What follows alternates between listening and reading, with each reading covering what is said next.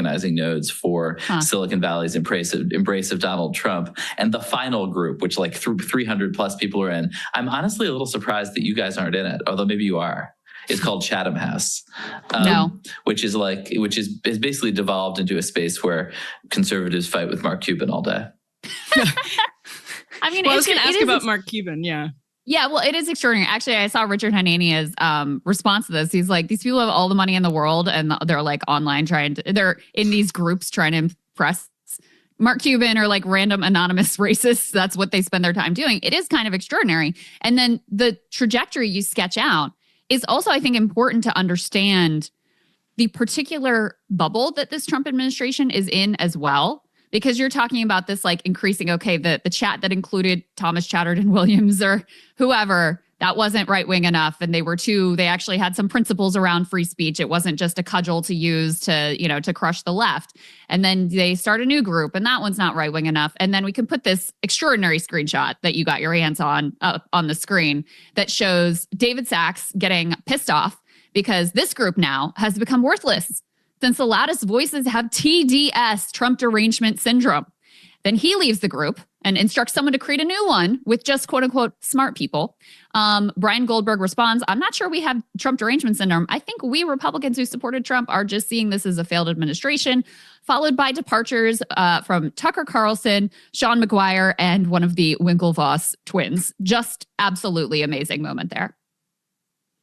Yeah, and I think you do see, I think there are two things happening. One is that the original reason that they started these groups, which was that there was no safe space to, in their view, sort of, it was basically true. If you felt like the progressives had gone too far, you were going to get beat up on Twitter, and they felt like they wanted a place to talk, to have open conversations. In general, the notion that you should have your political conversations in an open air insane asylum like Twitter is, I actually don't think, I think that's a pretty justifiable impulse that you don't want to do that. But now, of course, since Elon bought Twitter with the rise of Substack and in podcasts and all these alternative media channels, there are lots of places that you could have conservative conversations. And so I think they, this being an early entrant, actually, in a place of pretty heterodox conversations, this show. And so I think the point of these spaces has eroded a little bit. Andreessen says that. He sort of feels like this era is drawing to an end. The other thing is that the consensus they built and kind of talked themselves into that Donald Trump was going to be this sort of ideal leader for a Silicon Valley that is most focused on something Andreessen talked about in a 2020 essay called It's Time to Build, which is most focused on let's like race to launch rockets and, robots and all these new products and into sort of an economic boom that is rooted, by the way, in free trade. They really just missed the tariff thing. When Trump was talking about tariffs, they were not listening. And they are genuinely very, very upset about that.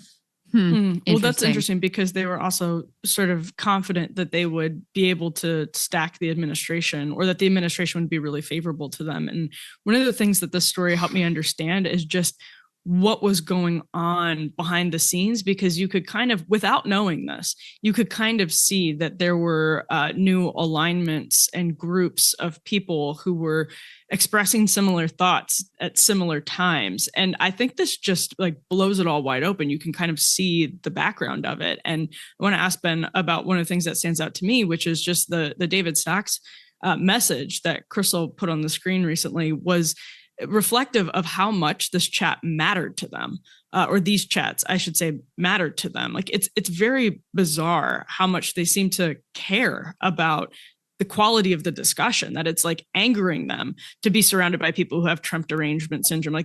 They really seem to be relying on these chats as places that were shaping the way that they thought about other people, shaping the way they thought about the world.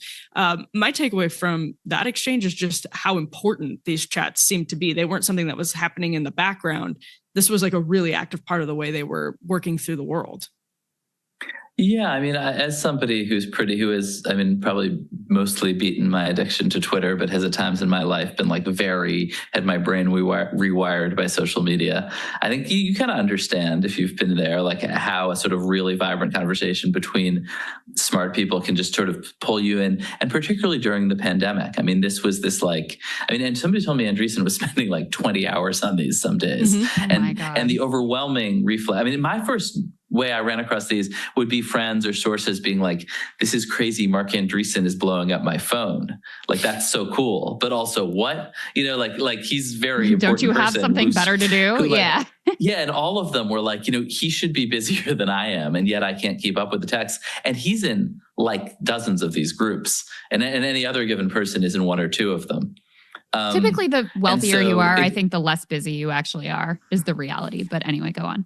The dream. They definitely, one of the jokes going around was that somebody repeated to me is that in Maslow's hierarchy of needs, at the very, very pinnacle is posting. I think there really might be something to that.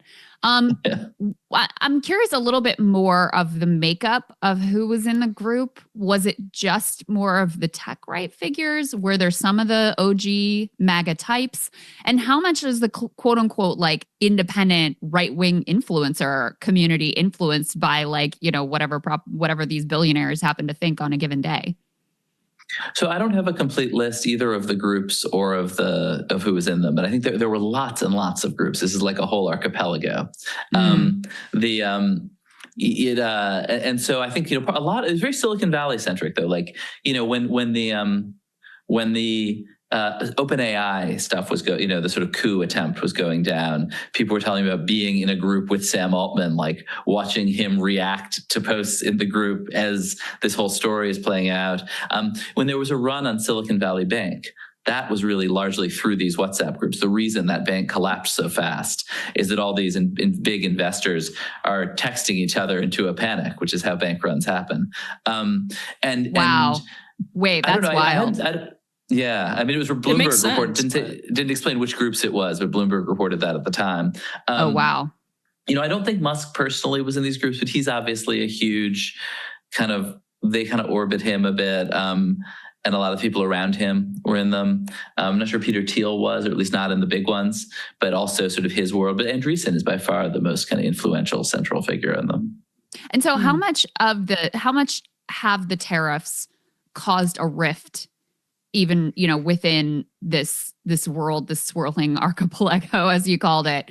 How significant have they been in creating a genuine rift there? I think as you see in public, like very, because, ultimately I do think people sort of, people like us in Washington, New York often read these Silicon Valley people as basically political and ideological figures, but they are basically entrepreneurs and spend most of their time thinking about investments in companies and could not believe that Trump would do something this dumb. And there's a guy named Balaji Srinivasan, who was another one of the really big kind of dominant chattery voices in these groups, who has written, and by the way, they're saying the same things in public and in private, as is often true. Like you get to the very core of the like inner sanctum sanctorum of the most important people in the world. And what they're saying is, hey, did you see that tweet by Taylor Lorenz? So it's not like they're saying in private what they're saying in public. There's just more like personal disappointment about it. Interesting.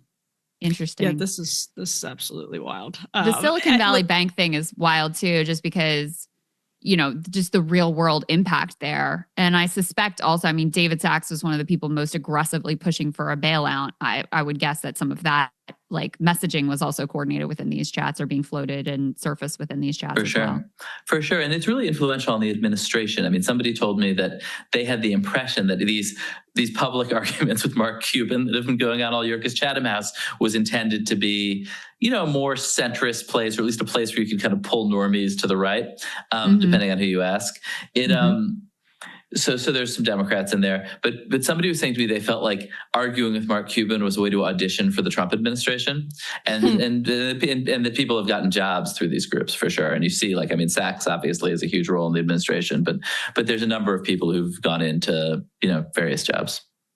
Who were some of the others who left along with David Sachs? We saw the screenshot that had him and Tucker and one of the Winklevoss twins. Who are the people who are still in, and who are the people who are like, I'm kind of done. I don't have a list. Administration. I don't have a list. I honestly feel like I just got a tiny snapshot of this. And, one of the things is disappearing messages. And so maybe there was some crazy person out there who was screenshotting everything. I kind of hope so, because it's a really interesting piece of intellectual history. But I basically published everything I knew, which isn't, and then was a very incomplete picture. Do you see a tie over between this and the Signal Gate controversy with Pete Hegseth, like Emily was saying? Apparently Republicans just freaking love Signal chats. Totally. I mean, lots of